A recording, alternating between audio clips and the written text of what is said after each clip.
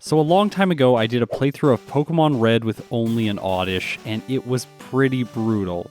That's because in Generation 1, the Bug type is super effective against both the Grass type and the Poison type. So Zubat, for instance, with Leech Life, which is a Bug move, does 4 times damage to Oddish. And this was very problematic in Mount Moon, where there is one mandatory Rocket who has a Zubat on his team. I had to be level 24 and learn the move Acid before I could finally beat him, and that's because Zubat doubly resists Absorb. After all, it is a Poison flying type. However, this mandatory trainer with a Zubat doesn't exist in Pokemon Yellow, so I expect this run to be at least a little bit easier, but not that much easier, and we can see that right away in the first battle against the rival, because Eevee uses Tackle, it does about a quarter, and then look at how much my Absorb does. Like, very little. By the way, if you want to check out my live reactions to any of these fights, you can check out the stream that I did. That was the first playthrough of this Oddish video, and I was completely convinced that I just couldn't win this battle in the lab, and then I get one critical hit with Absorb,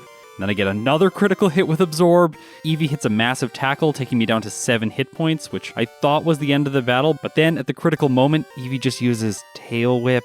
I hit another Absorb, and Oddish actually wins. So there is a consequence to things playing out this way, and that's that the rival can only choose Flareon or Jolteon as his ace now. You have to lose the battle in the lab for him to pick Vaporeon. I always get comments saying you can lose the battle on Route 22 and win the battle in the lab, but that isn't how things work, because if you lose the battle on Route 22, you just black out and the rival is still there if you go back to Route 22. Believe me, every time I do this, I go and test it, and no, that does not give you the Vaporeon team. Now, if we examine this team, you can see that Vaporeon in the final battle will have Aurora Beam, which is an ice move that's super effective against Oddish. And overall, it's actually better to avoid the Vaporeon because if the rival chooses Jolteon, the Cloyster is level 61. It has Ice Beam, but the Cloyster has low special, so I should be able to one-hit it with a Grass move.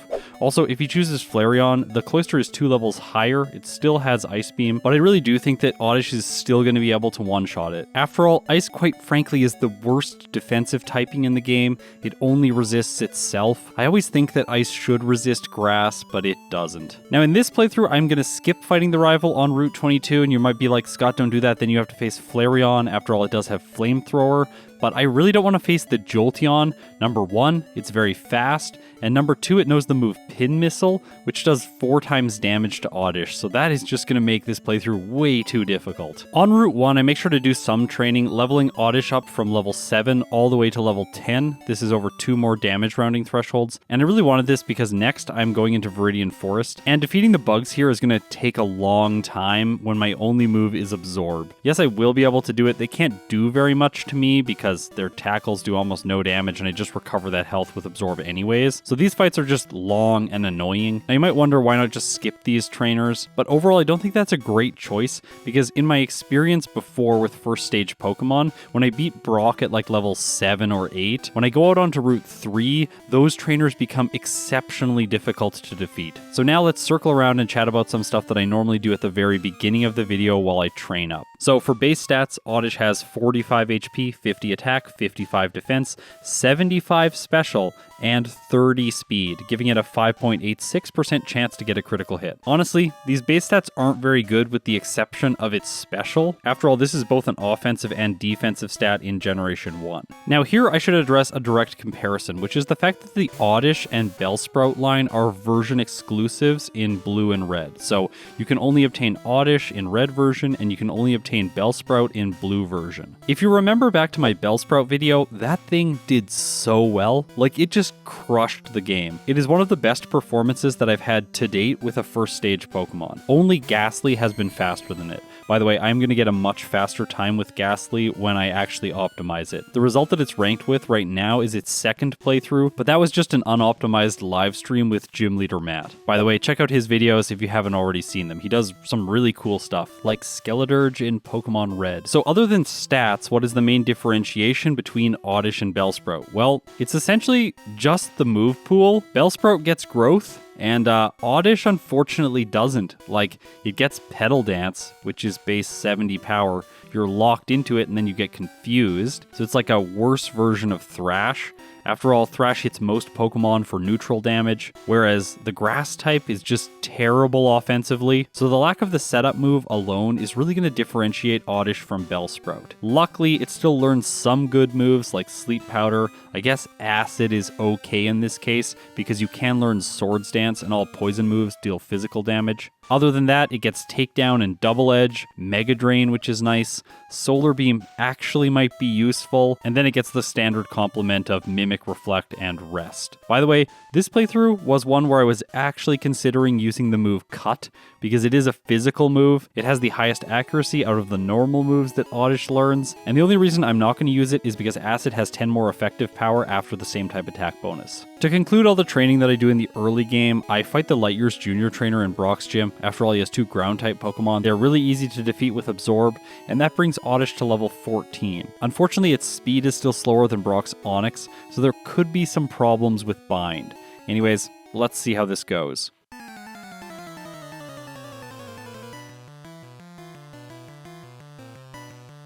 Geodude's up first, and of course I just go for Absorb, Outspeed, and one hit. That was easy, so now it's time for the Onix. Unfortunately, it starts the fight off by using Bind. It only hits for 2 turns. Onix selects Tackle next, which does very little damage. Oddish hits Absorb, and of course, with 4 times damage, it gets the 1 hit. So of course, that was an easy first gym leader, and the prize for defeating him is the TM for Bide, which I'm going to teach to Oddish right away. Now, doing this is actually a tip that I learned from JD's Nerdverse. He says that he does this so that if he gets hit by Sand Attack, he has a way to play around the accuracy being lowered, especially if you have high health. I think this is actually a really good idea for this section of the game. After all, Buy doesn't sell for that much money, and I never do a mart trip in Pewter City when I'm playing Pokemon Yellow. I only do that in Red and Blue. And Bide also has another advantage, and that's that Grass is just like the worst offensive type in the early game. What are the most common Pokemon that you have to face? Well, normal types, poison types, bug types, and flying types. Of those, 3 of them resist the Grass type moves, and 1 of them takes neutral damage. This makes the going very slow. Like, watch me fighting this Nidoran male. Like, it is taking so little damage from Absorb, and I'm actually taking an alarming amount from Horn Attack. Luckily, it uses Tackle instead on the last turn, and I'm able to finish it off. But my PP is pretty low now, so I'm going to have to make a trip back to Nurse Joy before I continue with the route. Up next is Mount Moon. By the way, I fought this super nerd. I pick up the rare candy, and then I actually pick up the escape rope, which is an item I normally skip in Yellow version, because you can't use it to escape Bill's house and teleport back to Cerulean City like you can in Red and Blue. Now, the main reason I picked up this item is because if my PP gets too low, I really don't want to have to fight the super nerd at the end of the cave, and then Jesse and James with all their poison types when Absorb is almost out. Also, as I go, I'm bumping into wild encounters, and whenever a Geodude shows up, I might as well just knock it out in 1 hit and earn the experience. By doing this, I'm able to learn Sleep Powder, which is going to be Oddish's saving grace throughout this playthrough. Okay, next is the Super Nerd. I decided to do this fight even though I only have 8 uses of Absorb. I figured that I can also use Bide in here to do damage and finish off his Pokemon. Absorb gets disabled against the Grimer, so I have to use Bide to knock it out. This actually doesn't go particularly fast because Pound is doing so little damage to Oddish. Eventually, I decide to just use 2 more Absorbs and finish the Grimer off. I only have half health left over for the Voltorb. I am going to use Absorb here to recover as much health as possible. By the time the Voltorb goes down, I'm around 2/3 health, so I put the Coughing to sleep, use my last 3 Absorbs on it, healing as much as possible, and now it's time to use Bide. Coughing luckily wakes up, uses Smog, doing a little bit of damage. I unleash Energy, taking it down to like low orange health. I go for Bide again, Coughing hits Tackle, it hits Tackle again, I unleash Energy, and I finish it off. Okay, so this is why I got the escape rope, because now I can just teleport back to the center just outside of Mount Moon, heal up, and then I can make the long journey back in here to grab the Dome Fossil. This is really frustrating having to do this, by the way, because there are so many encounters in Mount Moon. Anyways, let's save before we take on Jesse and James. After all, they have 2 poison types, and Meowth can actually be really annoying. First up is Ekans. Now I should mention here that I do outspeed it, which is really nice. I go for Absorb, it doesn't do very much. Okay, so let's put it to sleep. That's going to make things more consistent here. As I continue to use Absorb against it, I get a lucky critical hit, which speeds things up a little bit, so I take it down without too many issues. Next is Meowth. I said it can be annoying because Bite is quite strong at this portion of the game. Plus the Meowth is faster, so it could cause me to flinch. However, in this case, it goes for Growl first turn, which is pretty useless, and it looks like it's going to be a 3-hit from Absorb. I finish it off, I still have full health because I've been doing a lot of healing. Then on Coughing, Sleep Powder is a bit annoying because it misses, like, it only has 75% accuracy, and that is largely going to be why Oddish is inconsistent throughout this playthrough. But for now, it isn't going to have any problems because I end up finishing the Coughing off, and I've made it through the early portion of the game without any resets. Okay, so let's head into Cerulean City, and here there's a choice. Face the rival on Nugget Bridge, or face Misty in the gym. Now to make that choice, I need to consider their teams. Obviously, I have the type advantage over Misty, but also the rival leads with Spearow, and it does know Peck, so Misty is definitely the right choice to do first.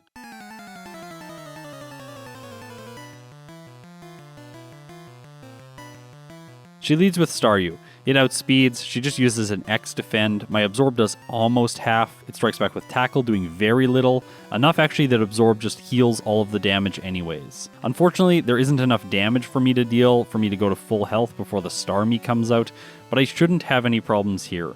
Just to really stabilize the fight, I put it to sleep, and then I start using Absorb. Looks like it's going to be a 5-hit, and the Starmie actually stays asleep long enough that it does no damage to Oddish, and I finish it off. So I've mentioned a lot how bad the grass type is in the early game, but it is at least good against the gym leaders. It's just slow against most of the random trainers' Pokemon. Okay, so now let's take on the rival, and first up is Spearow. Unfortunately for Oddish, the bird has 33 speed and Oddish only has 27, so it's going to get a hit in. Luckily it goes for Growl, which is absolutely useless because I only have a special move and Bide deals fixed damage. I put the Spearow to sleep and then I have to use Absorb to knock it out. This is going to take a long time, so I'm probably going to have to reestablish sleep at some point. The reason I don't want to use Bide here is because if it uses Peck twice in a row, I'm going to take so much damage, and I think that that's very scary. I might actually get knocked out. I finished the Spearow off, level up to level 23 over a damage rounding threshold, and then I one-hit the Sandshrew. So maybe I could have used Bide and tanked the Pecks, and then knocked the Sandshrew out and gained my health back. Up next is Rattata. Of course, it has low special, so I'm able to take it out in 2 hits, and that leads to the rival's ace, Eevee. The thing that's annoying about this Pokemon is it has decent special, and it also knows Sand Attack, so it can lower your accuracy. Sometimes in this fight, that can actually be an advantage because it badge boosts your attack stat and makes you do more damage, but in this case, it's not helping.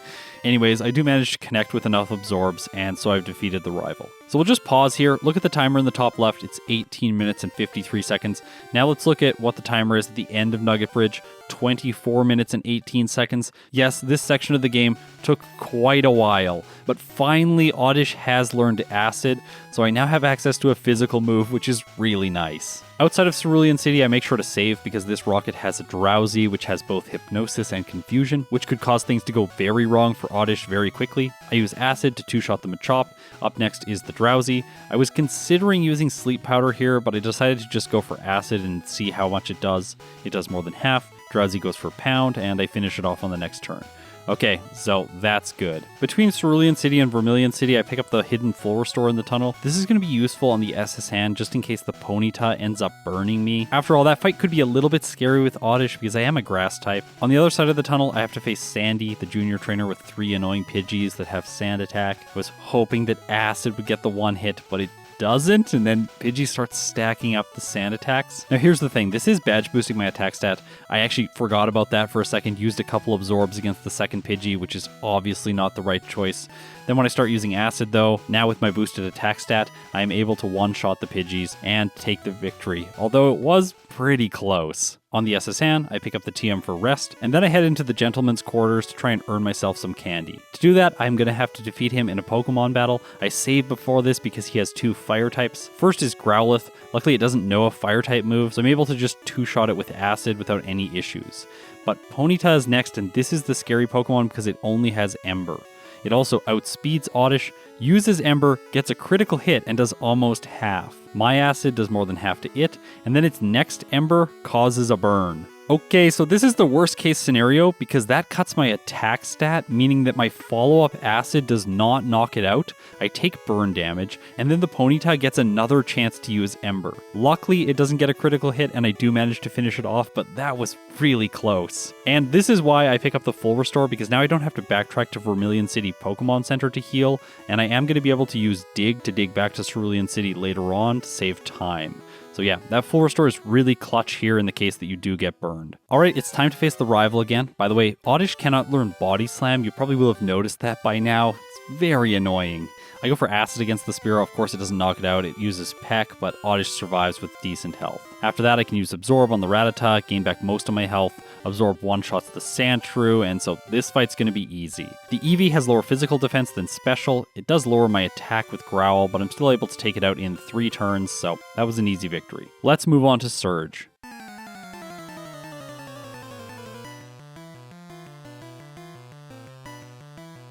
Now I went into this fight without using an Ether, probably a bad choice, so I just decided to go for Sleep Powder, put the Raichu to sleep, then I can use Acid, and after that I do have to put it back to sleep, which takes a little while, it takes some damage, but I am going to win just with Absorb, because the Raichu can't do very much damage to me. Well, okay, that Mega Kick actually did a lot, but luckily I put it to sleep with Sleep Powder, and then by using Absorb consistently, I gain back health and knock the Raichu out. Alright, check out this video edit. I walk out of Surge's gym, go through the door, come out the door of the bike shop, instantly cut the tree, instantly get on the bike, and then I'm off towards the Wrapping Lass. By the way, I wish that you could actually play the game like this because that would be so convenient. Now it's time to face the Wrapping Lass. So here I want to mention something about the AI. The Junior Trainer class, that's kind of a mouthful. Anyways, the Junior Trainer class has random AI, so that means that their Pokemon just basically rolls a dice and selects a move, which means this Oddish chooses Poison Powder against Oddish, which is a very bad choice. As a result, I make it to the Bellsprout. It does put me to sleep and then use Wrap, but that's not really an issue.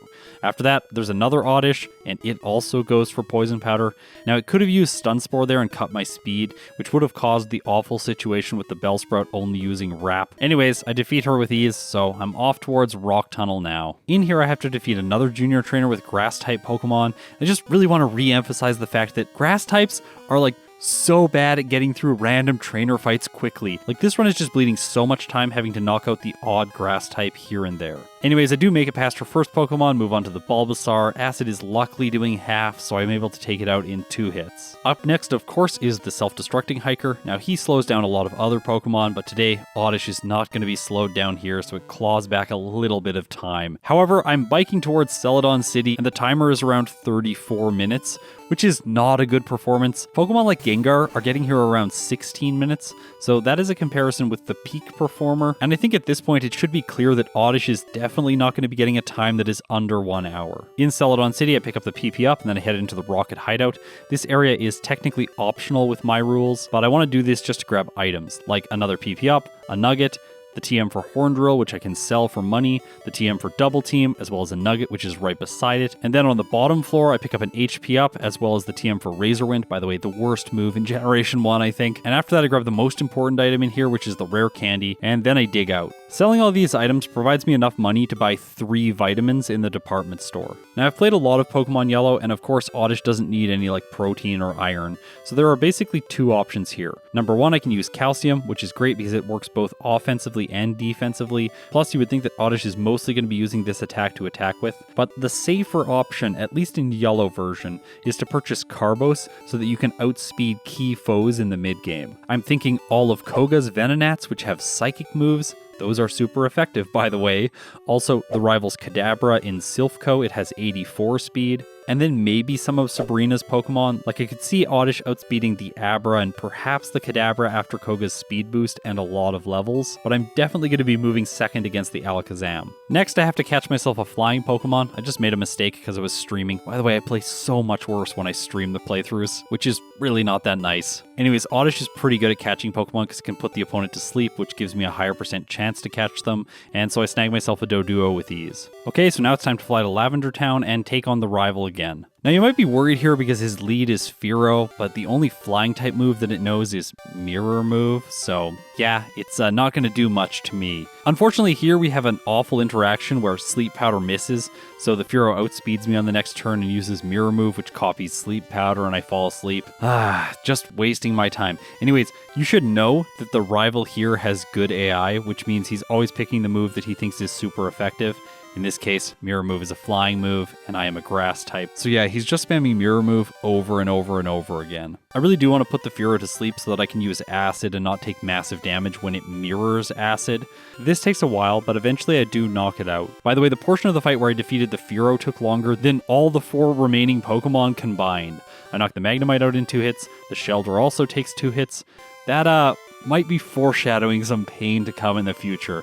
I really hope not. At least I one-hit the Sandshrew, and this levels Oddish up to level 33, where it gets the chance to learn Petal Dance. And obviously, at this point, I should definitely give up Bide. It's just complete dead weight. All that remains is Eevee, and I'm able to take it out with 2 hits from my newly learned move. Okay, so it's time to face the Chandler who has 2 Ghastly. She is notorious for giving Pokemon their first reset when they're stopping the game.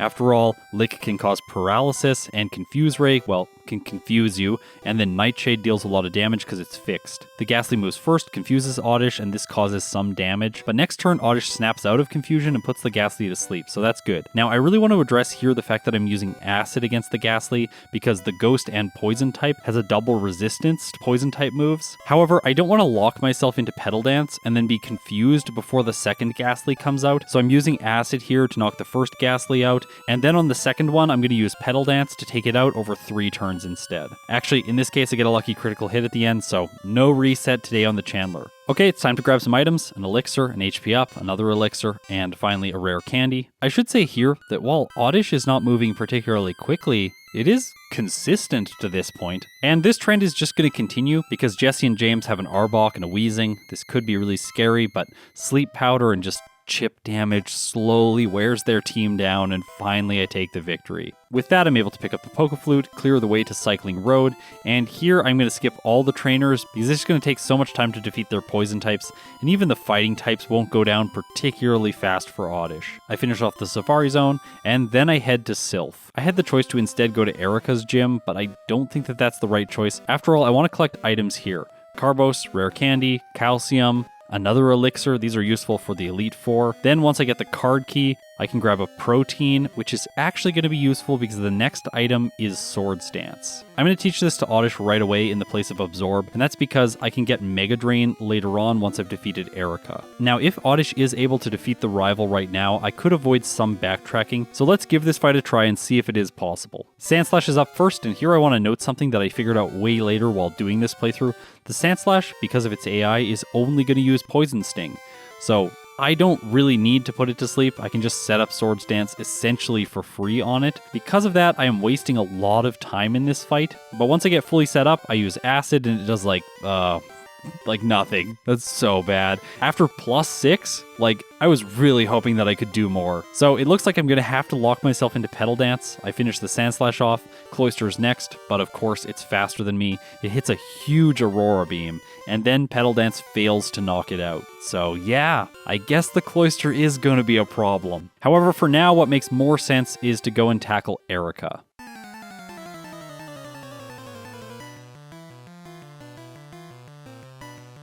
Now, due to her AI, the Tangela is only going to use Constrict and Bind, so I decided to set up Swords Dance right away, but I quickly backtracked on this. I was like, no, that's not a good idea. I should definitely put the Tangela to sleep, and that's so Constrict doesn't lower my speed. After all, I have 46 speed, and the Weepinbell has 45 speed, so by putting her lead to sleep, I have the potential to make the rest of the fight more consistent. After fully setting up, I use Acid and knock Tangela out in a single hit. Acid also one-hits the Weepinbell, and one-hits the Gloom. So that was a very easy gym battle. I earned myself the TM for Mega Drain, which right now I think I should save for later on. So what's the next step? Well, I can't defeat the rival in Silph, and I don't even have enough speed to move first against any of Koga's Venonats, so that fight's going to be basically impossible. Instead, I'm going to invest some time doing training.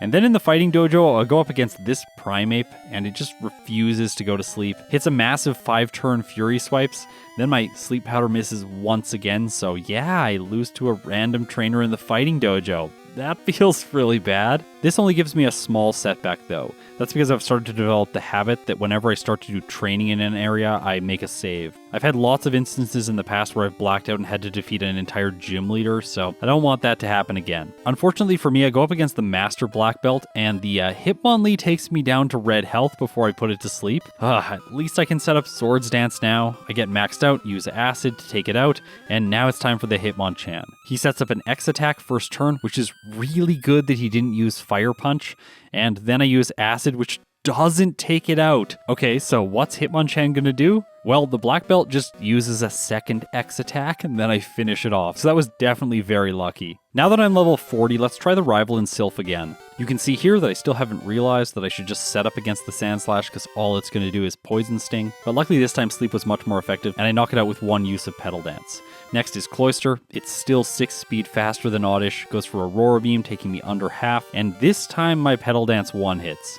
Okay, that's perfect. It's time for the Magneton. It goes for Sonic Boom, dealing fixed damage, and then my last Petal Dance does less than half. So this is definitely a problem of this fight. I need to knock the Sand Slash and the Cloyster out with my Grass move, and then I'm confused on the Magneton. It goes for another Sonic Boom, taking me down to 12 hit points, and Oddish hits itself in confusion, and that's it. Alright, so things are starting to get harder for me. I'm going to backtrack now to the Celadon department store and pick up some extra Carbos. By using both of these, Oddish's speed goes up to 55, which is tied with Koga's last Venonat, and that's pretty good because then once I defeat the jugglers in his gym, hopefully I'll be one level higher, which will give me the outspeed on his first 3 Pokemon. By the way, we should all just focus on the screen right now, like I know a lot of you are watching in the background. Anyways, check this Kadabra out. It has 75 speed, so it moves first on Oddish, hits Psybeam, and yeah, it does devastating amounts of damage. That is because a critical hit. Luckily, Oddish hangs on, I knock it out with Acid, and polish off the final Drowsy. The next juggler is usually the scarier juggler, but today he goes down without an issue, and with that, I'm level 41 with 56 speed. That is exactly what I need to take on Koga.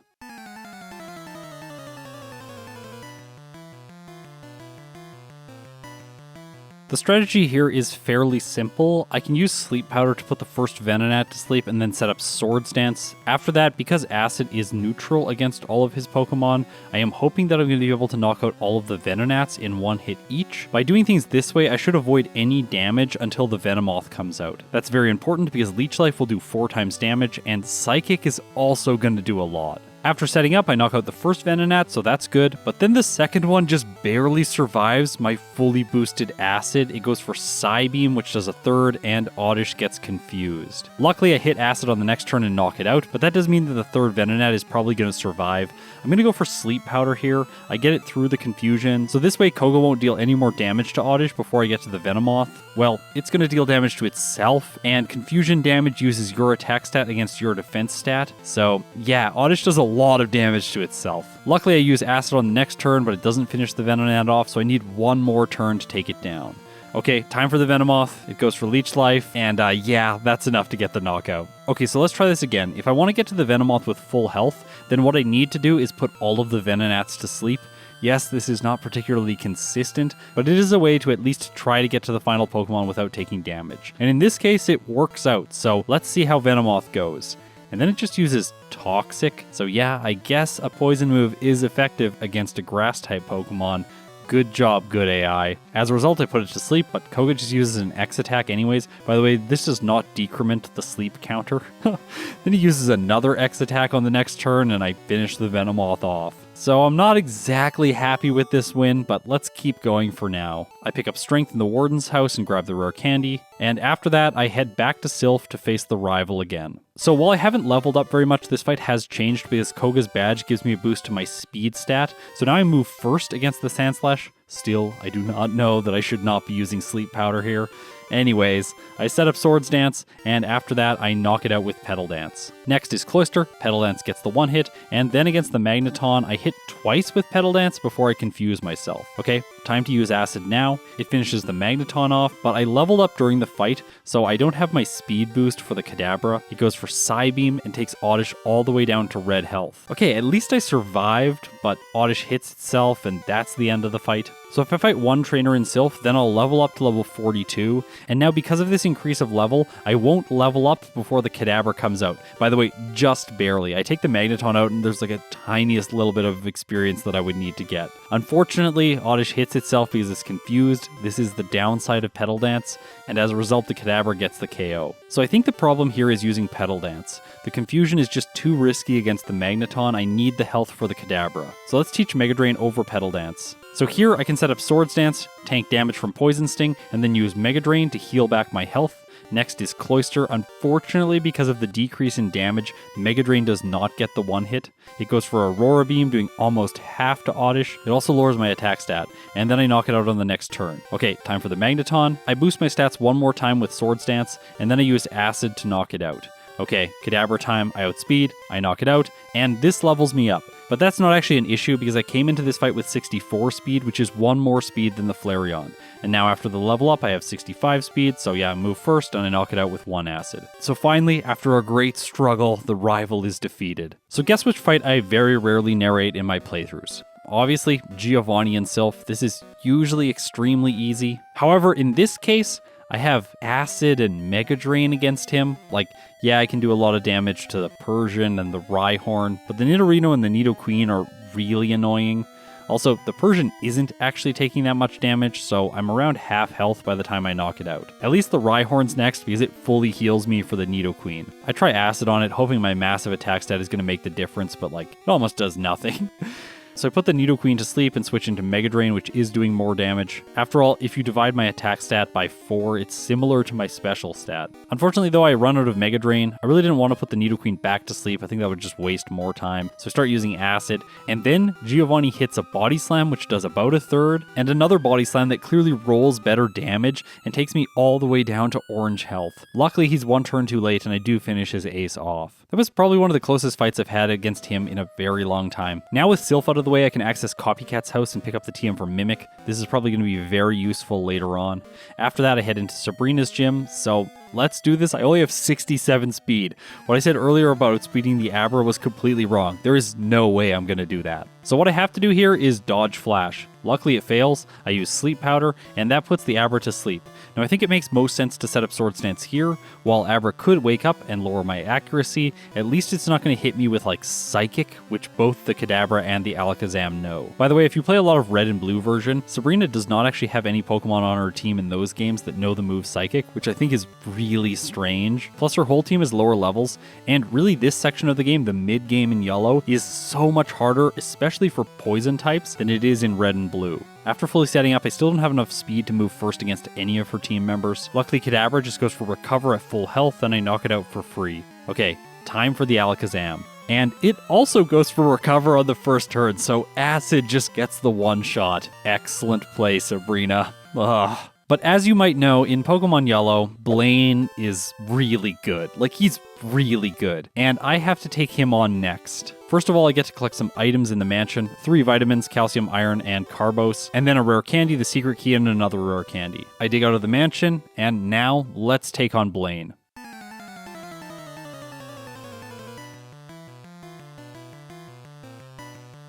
So my speed is not nice enough to move first against any of his Pokemon. I am definitely going to have to win this one with Sleep Powder.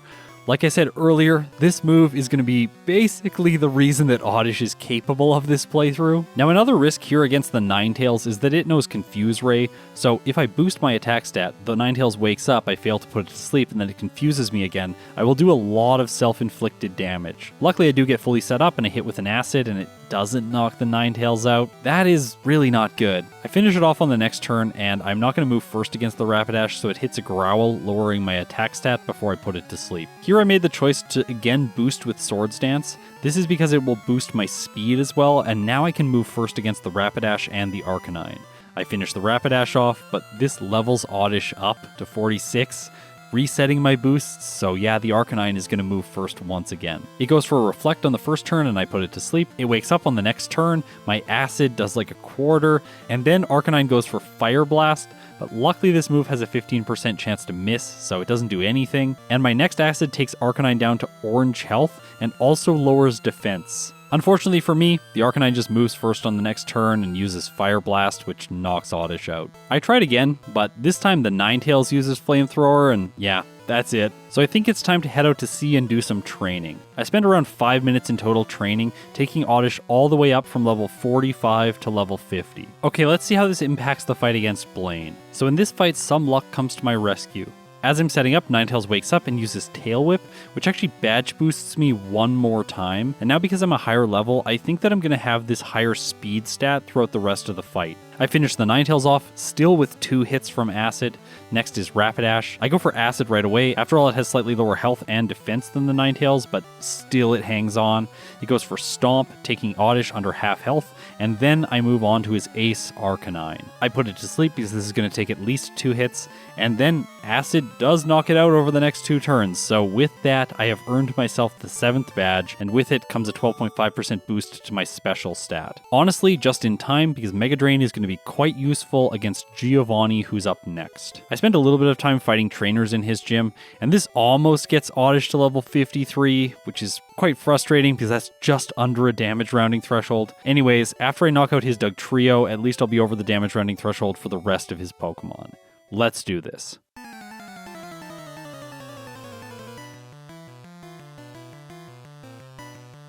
Now, I don't remember how this fight went in my Pokemon Red playthrough, but it was probably really easy. He's so bad in those games. But in these games, he's quite intimidating. Luckily, the Dugtrio just misses a sand attack, so I'm able to put it to sleep for free. As you can see here, I'm going to set up, which is definitely an error because I'm about to level up. I should instead put the Persian to sleep and try and set up on it. I think that just knocking the Dugtrio out right away would have been the better call. I finish it off with Mega Drain, level up, realizing my mistake, and then Persian comes in next. Instead of trying to go for Sleep Powder and failing it, I think that I can just one-hit with Acid, but no, I just barely can't. Persian goes for Fury Swipes, gets a critical hit, and in Generation 1, every subsequent hit also crits, but in this case, it only hits twice, so that's good. And now it's time for the Nidoqueen, which was really strong in the last fight against Giovanni. It uses Tail Whip, okay? And then I put it to sleep. And yeah, here I realized that the Nidoqueen is actually only using Tail Whip because all of its other 3 moves are deprioritized by the AI. It sees that I'm a grass type, so it says, hey, Earthquake is resisted by that, don't use Earthquake. Yeah, it doesn't notice that I'm a poison type. It also sees that grass resists electric, so it's not going to pick thunder, and poison resists double kick, so definitely not going to use that move. I also noticed this quirk during my Bellsprout video, but I wasn't consciously aware of it going into this fight when filming this playthrough. The nice thing about it is that the Nidoking suffers from the exact same quirk, so yeah, it's just going to spam Leer over and over again, which is actually sometimes helpful. Like, you could potentially badge boost yourself here. I don't need to in this case though, because Rhydon's next, it's so slow and Mega Drain does 4 times damage, knocking it out in a single hit. With that, the gym challenge is over, and there are only 6 trainers left in the game. Of course, the first one is the rival out on Route 22, so let's do this. By the way, if you watch my live stream, this is where I figure out that the Sandslash is only going to use Poison Sting.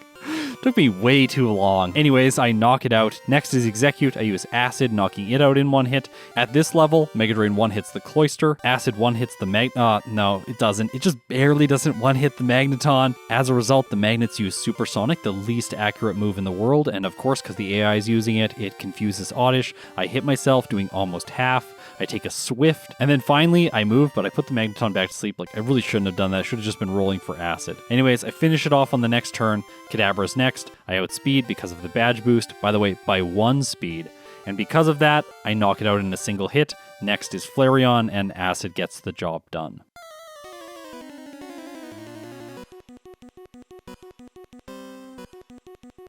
So the Elite Four starts with Lorelei, and of course she's an Ice-type trainer, but also a Water-type trainer, so Oddish is going to have super effective damage here.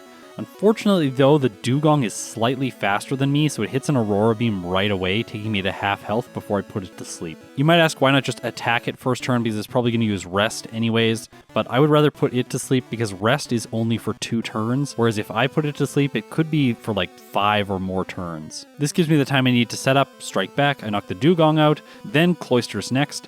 I was really hoping Mega Drain would 1-hit, but it doesn't. Still, I'm able to take it out and move on to the Slowbro. Now this one has the potential to be quite scary because it can use Amnesia and Psychic together. Luckily in this case, I get Sleep Powder off and I knock it out with 2 uses of Mega Drain.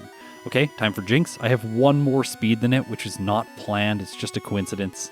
I put it to sleep, and then I use Acid. Okay, so I should have just used Acid right away. It got a 1-hit. Next is Lapras. I was like, what's the chance that it freezes me with Blizzard? So I went for Mega Drain, hoping that I would do more than half, but I don't. It strikes back with Blizzard, doing more than half to Oddish, and so now my chances are either getting a critical hit with Mega Drain or putting it to sleep with Sleep Powder. Luckily, the latter option works, and with 2 more Mega Drains, I finish off the first league member. Okay, cue silly music. It is time for the Hiker. That's who he is. He's definitely not an Elite 4 member. Granted, I did want to take this a little bit carefully today, so I actually did set up Swords Dance here. In this case, I was worried about, like, what if the Machamp survives and hits a critical hit with Karate Chop or something and it does massive damage. Also, the Hitmonchan survived, so it could have used Ice Punch and caused a freeze. In Generation 1, you can't defrost, so that would have been a loss. However, he doesn't have good AI, so he's just randomly selecting moves, and as a result, this fight is always easy. Okay, so now it's time to take on Agatha, and this fight is probably one of the hardest theoretically for Oddish in the playthrough. After all of her Pokemon resist my moves. Against the Ghosts, Mega Drain is doing half damage, and Acid is doing a quarter damage. Against the Golbat and Arbok, both of my moves are just doing half. I finish off the first Gengar. Against Golbat, I was surprised because Acid actually does half to it. That's nice. Against the Haunter, I continue using Acid just because I've set up my attack stat and it takes it out in 2 hits. Next is Arbok. Alright, this is going pretty well. I get a 2-hit against it as well, and then the final Gengar comes out. I have 2 less speed than it, by the way. So it moves first, uses Hypnosis, which puts Oddish to sleep, and then it uses Confuse Ray. So when I wake up, I have the chance to hit myself. After that, despite Agatha not having good AI, Gengar uses Dream Eater not once, but twice in a row, taking me down to red health, and then it polishes me off with Psychic. And there are other things that can go wrong in this fight, because if I miss with Sleep Powder, the Arbok can paralyze Oddish, cutting my speed, which just ruins my consistency. However, this status is sometimes nice in this battle, because then the Gengar and the Haunter cannot use Hypnosis on you. But in this case, I think it's bad because I'm weak to Gengar's Psychic. First turn, of course, it uses it, and it gets a critical hit, knocking Oddish out. This battle is not going well. So what did this fight take? Well, I missed Sleep Powder on the Arbok. It uses Screech, which badge boosts me, and now I have more speed than the final Gengar. I can't believe that that's how I'm going to win this. Well, I haven't won yet. Let's just see. I put the Gengar to sleep right away, use Acid. It does just under half, but lowers Gengar's defense, and as a result, on the next turn, I move first and knock it out. So I definitely am not going to be able to count on that strategy in my follow-up playthrough. For now, though, let's move on to Lance. Up first is Gyarados, and it takes neutral damage from Mega Drain because it's part flying type. Now you'll notice here that I'm putting it to sleep, but I am really not trying to set up, and I'm just using Mega Drain trying to knock it out. Lance uses a Hyper Potion, which is really annoying because it slows things down. The reason I'm doing things this way is that I noticed that Oddish is about to level up, so I want to knock the Gyarados out before I move on to his next Pokemon, and then I can set up later. Unfortunately, I don't level up going into the Dragonair, which is really annoying. So I have to knock it out with Acid and move on to the second Dragonair before I can set up. However, in this case, I miss Sleep Powder, it uses Ice Beam, and it freezes me. Yep. So that's a reset. There's no way to unfreeze. In the very next fight, Gyarados just hits a Hyper Beam on the second turn and gets a critical hit, knocking Oddish out. So that's also not good. Now, while I try to get back to the second Dragonair in my third battle against Lance, I just want to mention that some of you have said in the comments that in the case that I get frozen, I should be able to use an Ice Heal. And I'm not going to do this, and that's overall just because I want my rules to be as simple as possible. Number one, this means I don't have to re-explain them over and over and over again in every video. It also means that if someone wants to do a similar playthrough at home and compare results, it's not going to be too hard to do that. By the way, eventually I want to make a video that shows you all the tools that I use so you can do exactly what I do at home if you're interested. The reason I haven't done that is that the tools are not yet at the place where I feel comfortable releasing them to other people. Like, I know all the quirks and all the reasons that these things break, but other people like you won't, and I can imagine that experience being extremely frustrating. You just want to sit down, play some Pokemon, and then everything breaks. Yeah, that's an awful experience. So in the next fight, I miss Sleep Powder too many times, and the second Dragonair finishes me off with Ice Beam. Here's the thing though, once I make it past this Dragonair in the fourth fight, I have to contend with Aerodactyl, and even with 4 badge boosts, I am not outspeeding it. As a result, it just goes for Fly and knocks Oddish out. I get back to it with better health, but this isn't even enough because even when it's using Wing Attack, it's doing too much damage and Mega Drain isn't doing enough. So I faint again. Occasionally, the Dragonair will still just freeze me, which is frustrating to say the least, but eventually I do manage to defeat the Aerodactyl. By the way, I'm using acid on it. It's actually doing more damage than Mega Drain. So now I've made it to the Dragonite. I figured that full setup with Swords Dance would be enough to get the KO with acid, but it really isn't. Dragonite uses Blizzard, and yeah, it freezes Oddish.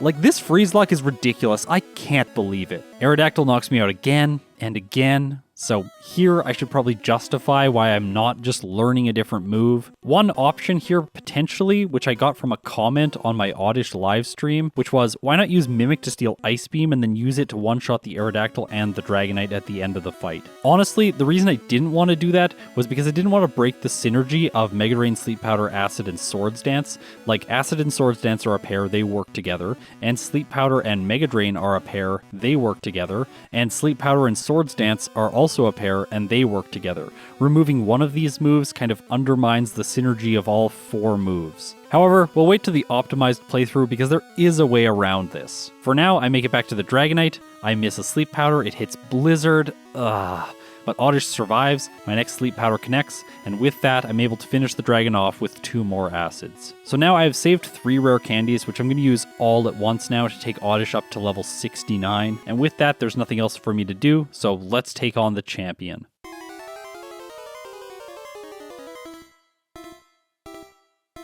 His lead is Sandslash, and by this point I've realized the Poison Sting, Grass, Poison type interaction, so yeah, I can just set up Swords Dance here for free. One unfortunate thing is that my speed caps out at 154, which is 2 less than Alakazam. I feel like throughout this entire playthrough my speed has been just enough, or just not enough. Oddish was really walking that speed tightrope. After setting up, I accidentally click Acid, which does a third to the Sandslash, and then I finish it off on the next turn with Mega Drain. Okay, time for the Alakazam. It moves first, hits Psychic. Oddish survives with half health, but unfortunately my special is lowered.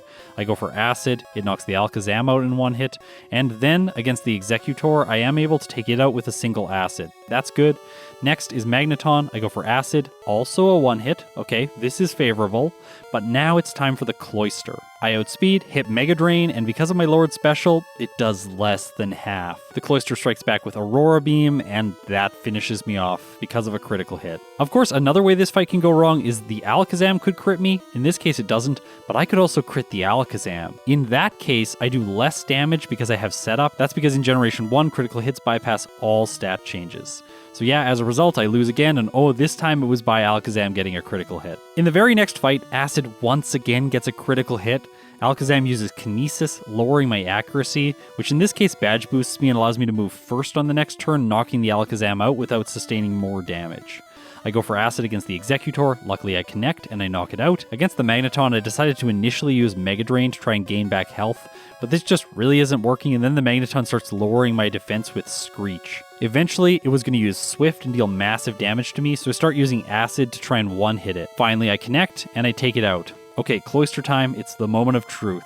Now I took an accuracy drop from the Alakazam and 2 Screeches from the Magneton, which have badge boosted my special stat. So I think without the -1 special and these new boosts, I'll one-hit with Mega Drain. And I do. So all that's left is Flareon, I use Acid, it connects, and the Fiery Doggo faints. And with that, Oddish has beat Pokemon Yellow. It clocks in with a not particularly good time of 1 hour 39 minutes and 27 seconds, with 21 resets at level 69, so at least something's nice. This took 5 hours and 25 minutes of game time. Okay, so that playthrough was rough. It wasn't as rough as my last Pokemon Yellow video, which was Doduo, but still, Oddish did not perform particularly well. However, I think there's a lot of things that I can implement to shave time off of the clock. I'm hoping to get a time around, say, 1 hour and 20. Saving 20 minutes of time would be an amazing feat for this cute little shrub. So let's get into the optimized playthrough, and I'll explain to you all of the things that I did to try and get Oddish's time as low as possible. Now, to figure out how it is best to route Oddish's playthrough, I'm using the software called RBY XP Router. By the way, there's a link to it in the description. I've actually also left a link to the exact route file that I recorded when I did this second playthrough.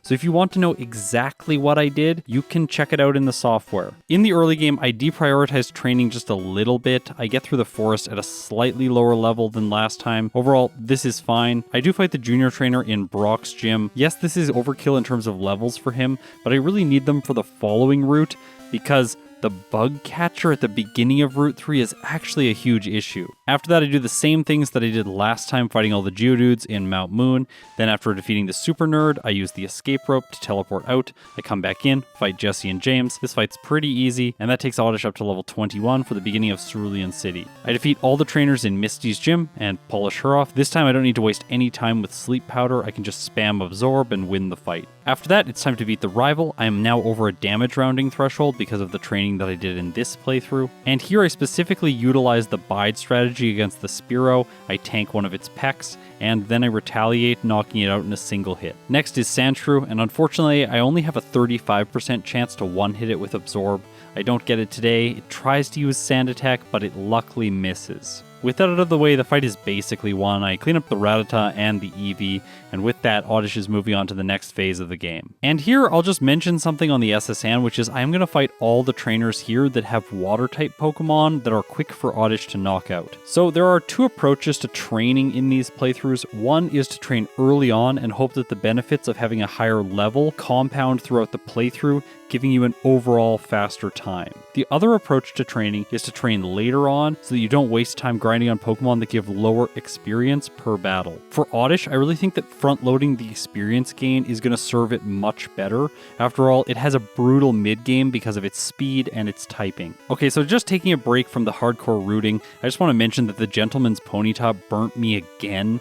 It is so rare to even get burnt in this fight, and both playthroughs for this video feature it. So yeah, that's pretty annoying. I have to use my full restore early on. Normally, I like to save it for Silph or for training later on, but not today. Now that I've done all this training, it's starting to pay off for Oddish. You can see that here. I'm able to one-shot the Spearow on the SSN. I also outspeed it, and then I one-shot the Rattata. I also one-shot the Sandshrew, and the only Pokemon on the Rivals team that survives is Eevee. After that, it's time to take on Surge. Obviously, I just put the Raichu to sleep, and then I knock it out with 4 uses of Acid. Against the Wrapping Lass, I'll just start this fight from the second Oddish. I do want to put it to sleep just so that I'll avoid Stun Spore. It's a better option just because I have a 25% chance to miss, but she has a 33% chance to select Stun Spore if I just attack with Acid twice. Also, with her out of the way, I fight a lot of the trainers on this route. There are 2 hikers, as well as this youngster. He's supposed to be the guy from the anime that trains his Sandshrew really hard. Yes, this Sandshrew does in fact have Fissure. Anyways, I'm going to beat these trainers just to get a few more levels with Oddish now. Now here's one of the benefits to doing all of this training earlier on. I actually have more money when I get to Celadon City, which allows me to buy more vitamins. In this case, I buy 4 Carbos so that I don't hit the cap earlier on in the playthrough and I can't use the free ones that are provided to me throughout the playthrough. After that, I buy 2 calcium because these vitamins have a double effect. In Pokemon Tower, I get luckier this time. The Fearow does not get to mirror move Sleep Powder on me, so with that, this fight's over. A higher level makes the Chandler in Pokemon Tower a little bit more consistent. And after that, at the top of the tower, I go up against Jesse and James. Unfortunately here, I missed a Sleep Powder and Arbok paralyzed me.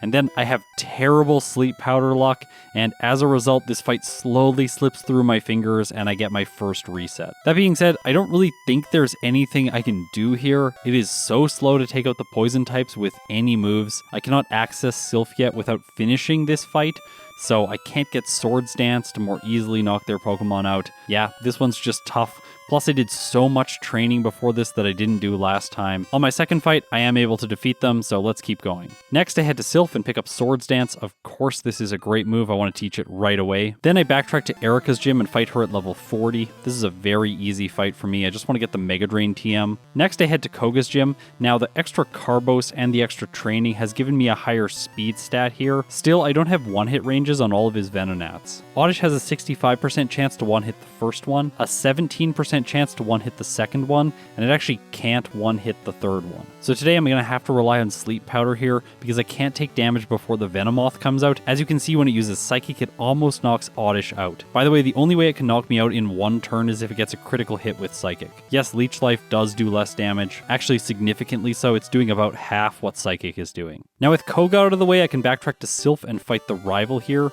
For this fight, I just knock the Sandslash out in 2 turns with Mega Drain. I put the Cloyster to sleep just so I don't take any damage from it, and after that I set up on the Magneton. This boosts my speed stat over 84 so that I can hit the Kadabra first and knock it out with a single acid. After that, I finish off the Flareon, and so I've made it to Sabrina. So this fight is pure luck, and there isn't really a way around it if Oddish wants to have a good finish time. Like, I could probably train to like level 60 and then be fine. The reason this fight is awful is because if the Kadabra or the Alakazam uses Psychic, it always one-hits Oddish. So what I'm really relying on here in Pokemon Yellow is the fact that Sabrina does not have good AI. Unfortunately though, in the first fight, the Alakazam goes for Psychic and that takes me out.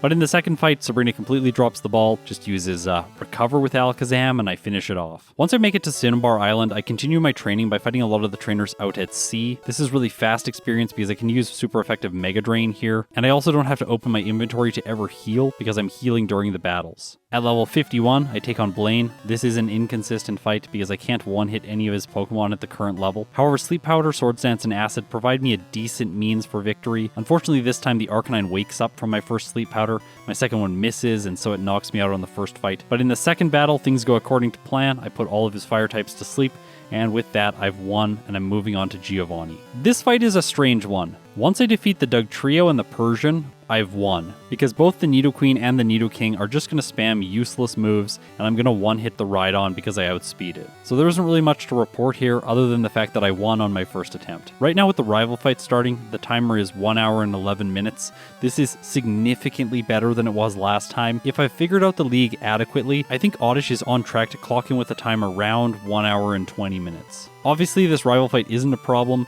and after I defeat him, I head to the power plant and pick up one more rare candy. This is going to be very important for Oddish. Okay, so let's go into the Lorelei fight, and here I've used 3 rare candies to get Oddish to level 60 over a damage rounding threshold. Obviously, the strategy is put the Dugong to sleep, set up with Swords Dance, and then sweep, using Mega Drain all the way until I get to the Jinx. Here I have a guaranteed one hit with Acid, and after that I put the Lapras to sleep, and then use 2 Mega Drains. By the way, I have to put the Lapras to sleep because I only have a 31% chance to 2-hit it. Now, once I defeat the Hiker, Oddish is going to be level 61, and I can use 7 rare candies to take it up to level 68. I want to do this preemptively so I have the highest possible level to fight Agatha because she's quite scary. Honestly, for this fight, the only improvement that I could make is go in at a higher level so that Oddish, after using 3 uses of Swords Dance, has 154 speed, ensuring that it outspeeds all of her Pokemon. Today, I got quite lucky here, and I managed to defeat her on my first attempt. Now it is time for Lance, who is perhaps one of the hardest trainers for Oddish to fight. But there is obviously a solution here. I use my final 2 rare candies to take Oddish up to level 70, over 1 more damage rounding threshold, and then I teach it Mimic in the place of Mega Drain. So here's how I can take an easy victory over Lance. Simply put the Gyarados to sleep, set up Swords Dance, and then use Acid to take it out as well as the first Dragonair. After that, I put the second Dragonair to sleep, and then I use Mimic to steal Ice Beam. This way I can one-shot it. The Aerodactyl is scary only because it can one-hit me if it gets a critical hit with Fly, but if it doesn't, I have a guaranteed one-hit against it, as well as the following Dragonite. So this time, I take a first attempt victory against the Dragon Master. Unfortunately though, Oddish is not going to clock in under 1 hour and 20 minutes, so let's see how the champion fight goes, because in this case, I do not have a grass move to deal with the Cloyster. My strategy here is to mimic Earthquake from the Sandslash. In combination with Swords Dance, this is going to be a very consistent way to sweep through most of his Pokemon. By the way, you'll notice that I put the Sandslash to sleep, and that's just so I don't take chip damage from Poison Sting as I do all of this setup. Next is Alakazam, and I've planned this out meticulously so I have 2 more speed than it, so I can move first with Earthquake and one-shot. Next is Executor. I go for Acid because it's super effective, but I get a critical hit so it doesn't knock it out. However, the weird grass type just misses Hypnosis. Serves it right. And then I finish it off. Next is Magneton. I outspeed, and I can one-hit with Earthquake, and now it's time for the Cloyster. Well, Sleep Powder has solved a lot of problems so far, so let's solve... Okay, it misses. That's frustrating. Cloyster goes for Ice Beam, and Oddish should survive that unless the Cloyster gets a critical hit, which it does here. So there's only a roughly 14% chance that that happens. Anyways, let's do it again. I make it back to Cloyster this time. I'm going to survive the Ice Beam most likely, and if I do, I'll get another chance to roll Sleep Powder even if my first one misses. With the Water type asleep, I have a guaranteed 2-hit on it, and after that is Flareon, I outspeed, and Earthquake 1-hits. So Oddish clocks in with a time of 1 hour, 21 minutes, and 46 seconds with 4 resets at level 71. This took 5 hours and 12 minutes of game time. So what placement has Oddish earned itself in my tier list? Well, it's near the end of the E tier. It had a slightly slower real time than Hitmonchan and a slightly faster real time than Goldeen. So for now, it earns itself a spot in the most populated tier, the E tier. By the way, if you're curious about all the data and the exact numbers, here is a Generation 1 leaderboard, so it contains all of the results that I've recorded for each of these Pokemon. Pause if you're interested. Like, subscribe, ring the chime echo, and comment because I gotta read them all. If you support me on Patreon or through YouTube memberships, thank you so much. This credit sequence is getting very long. We are now into Generation 4 Pokemon, which is really cool. If you made it this far in the video, you're incredible. I'll see you in my next one. I guess I need something to fill time while these credits run, so let's fight Professor Oak. If you didn't already know, this is a trainer that is in the code of the game, but there's just no way to access it through regular gameplay. It is possible to use a glitch to fight Oak, but in this case I just made a custom ROM that has like 3 Oak sprites in Pallet Town, and I can just talk to the one that I want to battle. So today I think it's going to be hardest to face the Charizard team, so let's do that. By the way, it's believed that the player was supposed to fight Oak either as the champion or a post-champion battle, and that Oak would have the third starter that wasn't the one that you picked, so in this case he probably should have Blastoise, but I want the most possible challenge in this case. Obviously here I can continue with the same strategy I've had so far, so setting up Swords Dance and then using Acid. It doesn't knock the Tauros out in one hit even when I'm fully set up, and I get attacked by Rage. Luckily that move is not very good. Next is Exeggutor. I have a strategy here. I can put it to sleep and then use Mimic to steal Stomp. On Oak's team, this is basically the best physical move that you can use Mimic to take. Like, I could take Takedown from either the Tauros or the Arcanine, and if I made it to the Charizard, I could risk it and steal Slash, but I don't think those are good options. The first two do recoil damage, and Oddish isn't always going to get crits with Slash because his base speed is too low. Next on Oak's team is Arcanine, and you can see here that his movesets are exclusively defined by the Pokemon's level up moves. That's why this Arcanine only has Ember. Unfortunately, it does burn me, and that cuts my attack stat, meaning I'm only doing about 1/3. I make it past the Arcanine, but next is Charizard, another fire type, and of course it finishes me off with Flamethrower. Now one thing I should mention about this Oak fight is I don't level up for it. I require the Pokemon to beat him at the level that I beat the League at, and I also don't give myself access to TMs that I have, say, used already in the playthrough. If I had something just laying around in my bag, then I would be able to use that, but for now I do think that Oddish is going to have to make it through the fight with this moveset. In the next battle, the Exeggutor finishes me off, which is a little bit more embarrassing. I make it back to the Charizard in the next battle. Sleep Powder works. I'm able to use Stomp, but it doesn't quite take it out. Luckily in Gen 1, if it wakes up, it still won't be able to attack, so I knock it out, and I move on to his final Pokemon, a level 70 Gyarados. Here, Sleep Powder misses, and it knocks me out with Hyper Beam, so that's really unfortunate. However, in the next battle, once again, Sleep works on the Charizard. I finish it off. Next is Gyarados. Sleep works. My first Acid gets a critical hit, doing very little damage, but my next one gets the job done. And with that, Oddish has beat Professor Oak, so this is the end for real. I'll see you in my next video.